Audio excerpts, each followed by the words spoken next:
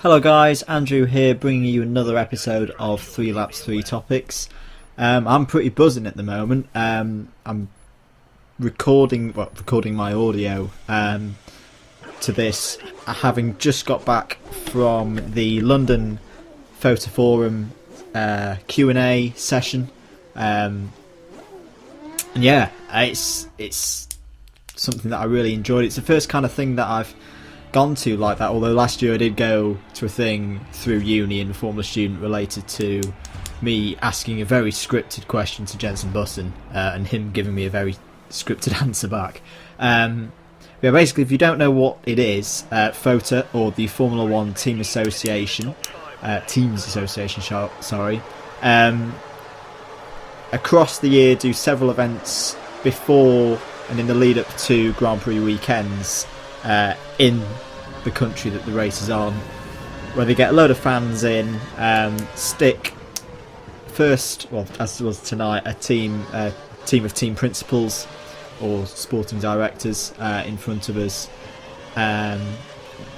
We ask them questions which they haven't prepared for and have to give us honest answers, otherwise we'll know. We know by the look on their faces if they're being honest or not.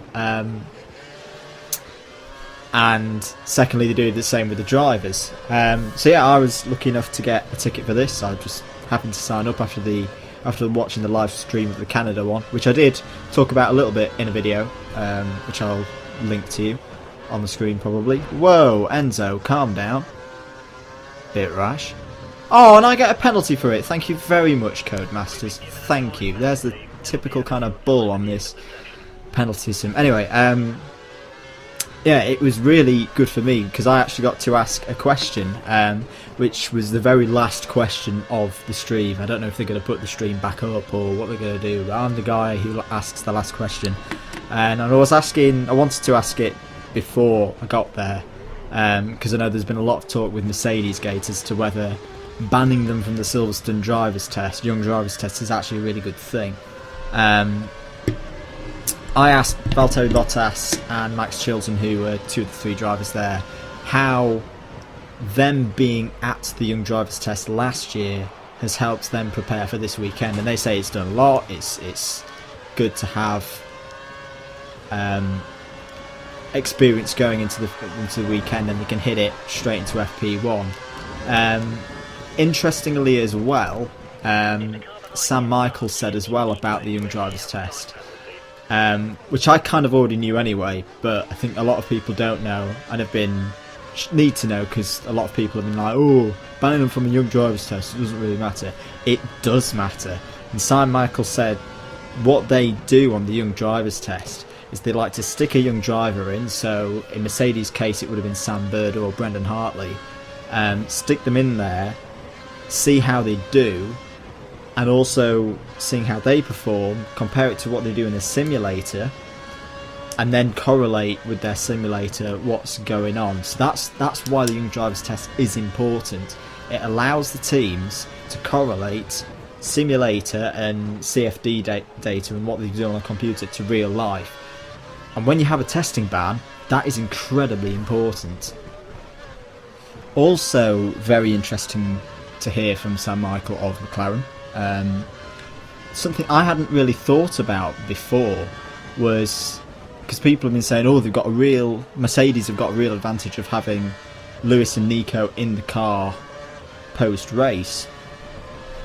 And Sam Michael said often, if next season when they bring in season testing back, McLaren and probably the other teams won't do that. You won't have a driver who's just done a race excuse me, for 3 days straight back in after the test, because they know the track.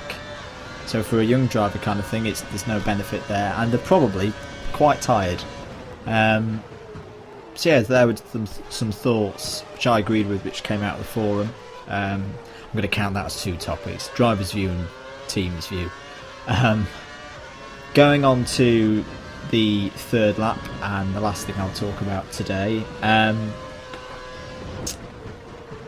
Of course, a question came up saying if you were allowed to change one rule in the regs, although we did say nothing about testing and nothing about tyres. what would that be? This came up in both team principals and drivers section. I like Bottas's response, which was just power, more power, and I agree, more power. F1 cars need more power. But once again, going back to Sam Michael, he was really on form tonight, I think. Sometimes it can be a bit dry and a bit boring, but I thought tonight he was on top form.